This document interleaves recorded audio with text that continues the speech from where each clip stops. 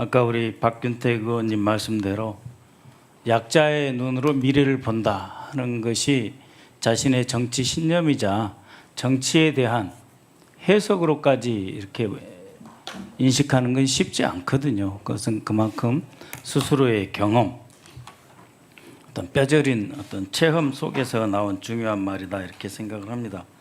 그런 관점에서 보았을 때 우리 이재명 정부 또 그 이재명 정부에서 대통령을 보좌해서 국정을 이끌어야 할 국무총리의 책임과 역할은 실로 크다 할 수밖에 없지요. 그런데 마치 방금 대통령님의 그 병역 문제나 이런 것을 끼워서 이렇게 들고 오는 것 정말 무슨 대선 불복도 아니고, 또 요새 국민의힘 쪽 의원들이나 그 진영 사람들이 하는 말이 있습니다. 민주당 지지자들은 윤석열 정권이 탄생됐을 때 비록 대선 졌지만 나라가 잘 되길 바랬다. 그런데 국민의힘은 대선에 지니 대선 불복의 마음으로 이 정부가 정말 잘 되면 어떻게 할 거냐를 걱정한다고 하는데 사실이 아니길 바랍니다.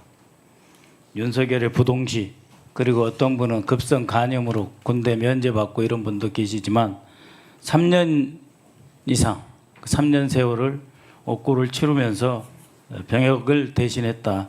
민주화 투쟁으로 병역을 대신했다는 것을 확인하면서 질문 드리고자 합니다. 어제 그 대통령께서 11개 부처 장관을 임명하셨습니다.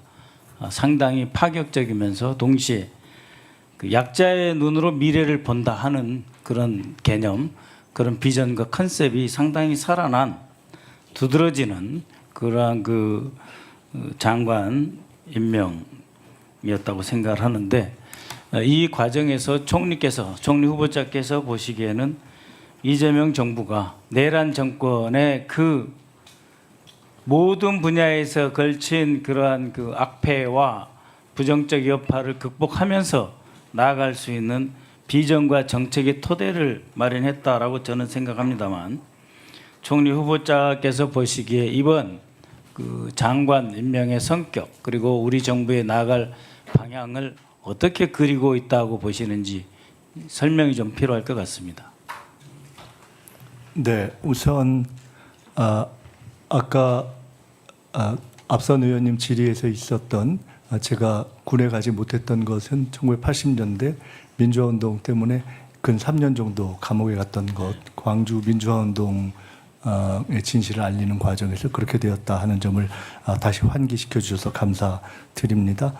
조금 전에 존경하는 박선원 의원님께서 성경 말씀을 주셨는데, 개인적인 배경상 제가 학교라든가 여러 가지 배경상 기독교적 배경과 그런 믿음이 있습니다만은 지금까지 오는 데 있어서는 그런 특정한 종교라기보다 많은 사회에 좋은 선배나 원로 또는 각 조교의 뜻있는 분들의 말씀이 큰 도움이 됐었다 하는 말씀을 다시 한번 제가 새기면서 앞으로 잘 하도록 하겠습니다.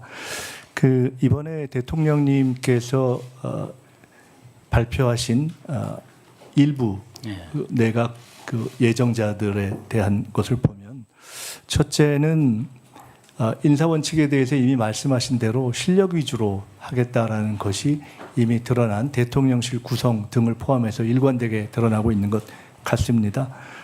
대통령께서는 또 한편으로는 지금 경제와 민생을 살리는 것이 가장 중요하다고 생각하셔서 기업에서의 경험을 쌓은 분들을 가급적 중시하면서 그분들이 내각에 참여했으면 좋겠다는 생각을 일관되게 하신 것으로 알고, 그렇게 인물을 널리 찾아오신 것을 제가 직접 지켜봐서 알고 있습니다.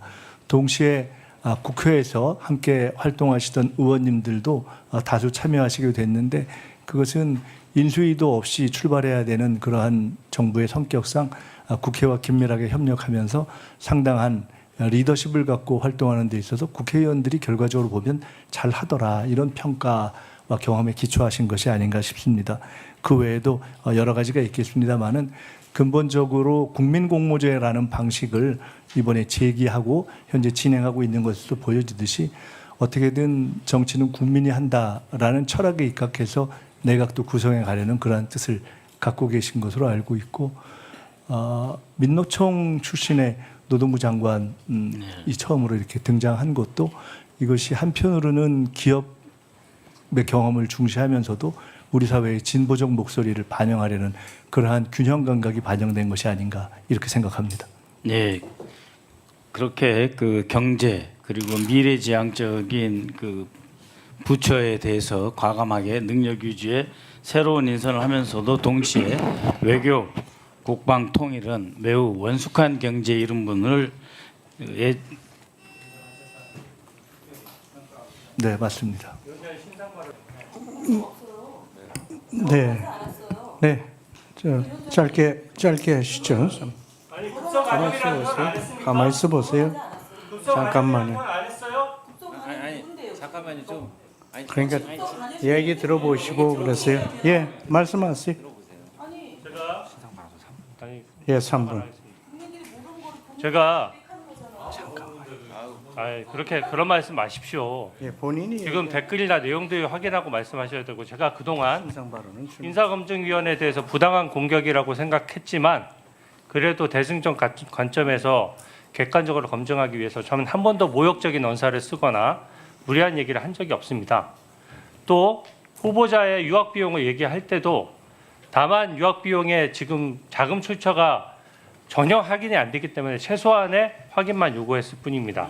근데 박선원 의원이 지금 언급한 것은 타인의 질병에 대해서 언급을 한 거예요. 제 병역 면제 사유를 언급하면서 지금 댓글에 많이 나와 있거든요.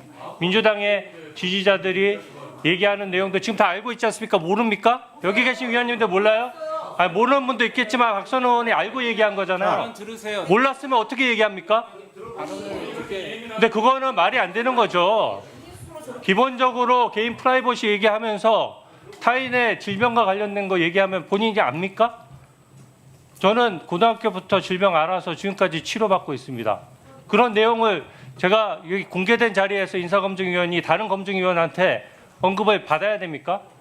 기본적인 국회의 품격도 아니고 지금 어떻게 개인 프라이버시 얘기를 할 수가 있습니까? 이런 내용은 기본적으로 아무도 몰랐다고요. 그러면 급성간염이라는 표현을 왜 했습니까?